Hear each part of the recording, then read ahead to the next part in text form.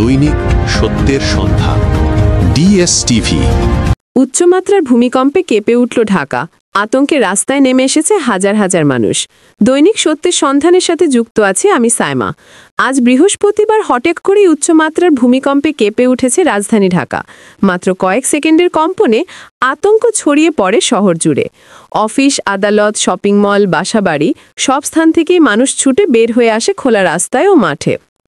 প্রাথমিক তথ্য অনুযায়ী ভূমিকম্পটির উৎপত্তিস্থল ছিল কিউবকাম। কম্পনটি অনুভূত হয়েছে ঢাকার পাশাপাশি আশেপাশের কয়েকটি জেলাতেও। ঘটনার পর ঢাকার রাজধানীর বিভিন্ন স্থানে যান চলাচলে সাময়িক বিশৃঙ্খলা দেখা যায়। কিছু ভবনের দেয়ালে ফাটল দেখা যাওয়ার খবর পাওয়া গেলেও এখন পর্যন্ত বড় ধরনের ক্ষয়ক্ষতি বা হতাহতের কোনো তথ্য নিশ্চিত করেনি সংশ্লিষ্ট কর্তৃপক্ষ। ফায়ার সার্ভিস, পুলিশ ও সিটি কর্পোরেশনের জরুরি সেবা টিম ইতোমধ্যে মাঠে নেমেছে। ভবনগুলোতে ক্ষয়ক্ষতির পরিমাণ যাচাই করতে শুরু করেছে তারা। বিশেষজ্ঞরা বলছেন ভূমিকম্পের পরবর্তী 24 ঘন্টা গুরুত্বপূর্ণ।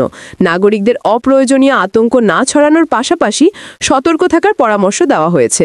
পরিস্থিতি পর্যবেক্ষণে রয়েছে সরকারের ভূমিকম্প মনিটরিং সেল। নতুন তথ্য পাওয়া গেলে হালনাগাদ জানানো হবে।